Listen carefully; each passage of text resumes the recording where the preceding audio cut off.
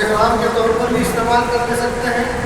پھر حج کے ارکان ادا ہونے کے بعد طوال کے طور پر بھی آپ اس کو استعمال کر سکتے ہیں. پھر جب بھی آپ پھر مزید عمرہ کرنا چاہیں تو کبھی پھر دھو کر، کیونکہ گرما ہے، پسینہ بار بار نکلتا ہے، تو ایک مرتبہ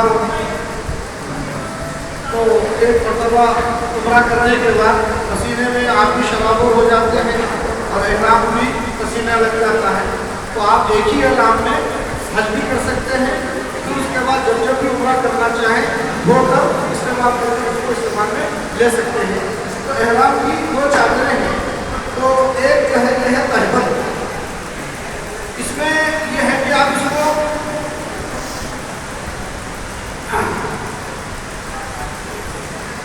اس طرف ایک سائڈ لینا ہے. اس کو ایک سائڈ لے کر جو ہے اس میں بیلٹ بھی آتا ہے اوپر سے باندھنے کے لیے. ابھی یہاں بیلٹ نہیں ہے. تو یہ ایک سائڈ اس کو اس طریقے سے کرنے کے بعد اس کو ایسا لیں گے. پھر مزید اور آگے رہیں گے تو یہ میریاں ایسا بنانا نہیں ہے، ایک کے اوپر ایک ایسا جو بھی بچے گا.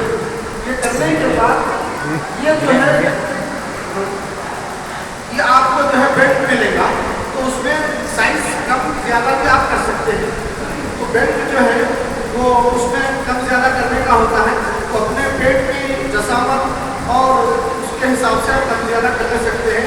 بیلٹ لگانے کے بعد اس کو اوپر سے کیا ہے نیچے کر دیں. تو اس میں بیلٹ میں آپ کے جیب بھی ہوتے ہیں آپ کے پیسے رکھنے کے لیے، اور آپ کا جو ہے وہ پاسپورٹ کا زیراکس، ٹکٹ وغیرہ جو بھی چیزیں ضرورت کی رکھنے کے لیے. تو آپ اس طریقے سے بیلٹ لگانے کے بعد یہ اوپر کا حصہ آپ اس کو اچھی طریقے سے نیچے کر دیں گے چاروں طرف سے. تو اس میں بالکل آپ کا جھکی کھلنے کا کوئی ڈر اور خوف نہیں ہوگا. اور چور چکروں سے بھی اب ایسے یہ نہ سمجھیں کہ وہ تو کوئی مقدس جگہ ہے تو ہر جگہ پر جو ہے برائی بھی ہے، تو وہاں پر کچھ چور بھی آ جاتے ہیں. تو وہ اس آگ میں ہوتے ہیں. آپ کو دیوانہ وار مستانہ وار ایک ہی طرف لگے ہوئے ہوتے ہیں. آپ کو خبر ہی نہیں ہوتی کسی چیز کی، بس اللہ ہی اللہ آپ ہی آپ ایک دھن سوال ہو جاتی ہے. تو اس وقت آپ کے جسم میں کیا ہو رہا ہے آپ کو معلوم نہیں ہوگا. تو آپ اس موقع پر تھوڑا ہوشیار اور چوکنا رہنا ضروری ہے. تو وہ پیسے تو اس میں آپ کی مکمل حفاظت ہے. تو اس طریقے سے آپ اس کو یہ کریں. اور دوسری بات یہ اس کو ٹخنوں سے اوپر باندھیں. ہمارے جو ٹخنے ہیں اس کا ظاہر ہونا مردوں کے لیے ضروری ہے ورنہ نماز مقبول ہو جاتی ہے. اور تیسرا یہ ناف سے نیچے بھی نہیں ہونا، کیونکہ مرد کی جو صدر ہے وہ ناف سے اوپر ہے. ناف اکثر لوگ کیا کرتے ہیں عام طور پر لنگی جو گھروں میں یا کہیں بھی باندھتے ہیں تو ناف سے نیچے باندھتے ہیں ایسا، اور ناک نظر آتی ہے، اور ناک نظر آتی تو آپ کا سطح کھل گیا.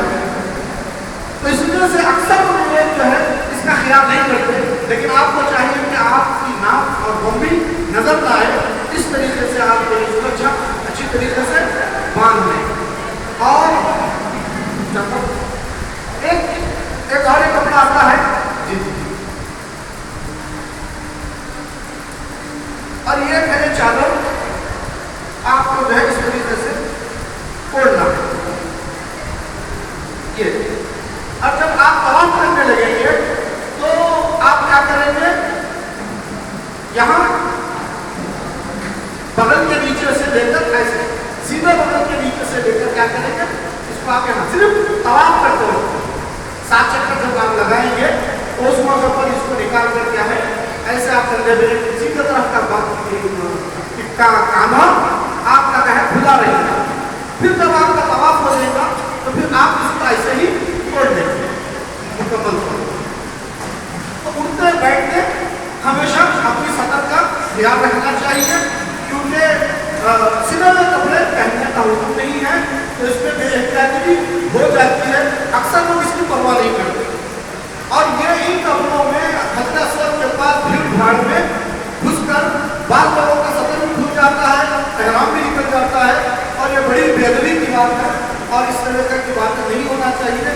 اپنی سطر کا مکمل اس کی حفاظت کرتے ہوئے حج کے ارکان کو ادا کرنے کی کوشش کریں. اور اسی طریقے سے آپ کے صحیح کرتے وقت میں بھی اس کا آپ خاص طور پر خیال رکھیں کہ ایک مقام پر مردوں کو دوڑنا ہے. جہاں پر ہری لائٹ آتی ہے وہاں حضرت حاجرہ نے دوڑا تھا، وہ اللہ کو پسند آئی تو ہر حاجی کے اوپر لازم کر دیا، ضرور کر دیا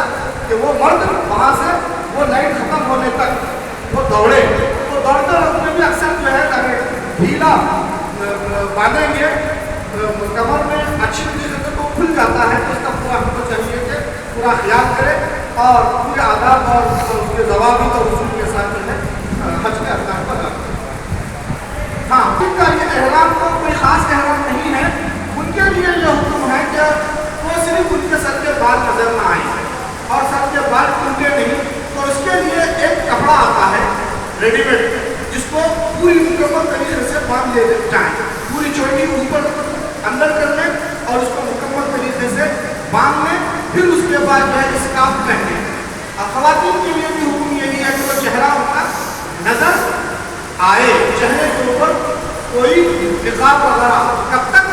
جب تک آپ کا حج مکمل نہ ہو جائے، یا عمرہ کر رہے ہیں تو عمرہ مکمل نہ ہو جائے، ان کے اوپر بھی چہرہ پر کپڑا ڈھانپنے کی پابندی ہے، مردوں کو بھی ہے عورتوں کو بھی ہے۔ اور جو آپ کا عورتوں کا جو روزمرہ کا لباس ہے وہی پہنیں گے، اور اس کے اوپر برقع پہنیں گے، اور جو ہے بال نہ دکھنے پائیں تو بال کو اچھی طریقے سے گوندھ کر اس کو چولا بنا کر وہ کپڑے کے اندر لے کر اس کو باندھ دیں گے اچھی طریقے سے، پھر اس کے اوپر سے جو ہے اسکارف پڑیں گی، اور اس طریقے سے ان کے بالوں کی بھی حفاظت ہوگی، کیونکہ بال بھی صدر میں داخل ہیں، بال نظر نہیں آنا چاہیے، اور جس کے بال داڑھی کے بال توڑنا ہے، نہ عورتوں کو توڑنا ہے، نہ مردوں کو داڑھی کے بال توڑنا ہے، نہ عورتوں کے سر کے بال، نہ کنگھی کرنی ہے، نہ جمعہ مارنا ہے، بہت ساری پابندیاں ہیں، نہ خوشبو لگانا ہے، نہ خوشبو کا کوئی جوس پینا ہے، نہ عطر لگانا ہے۔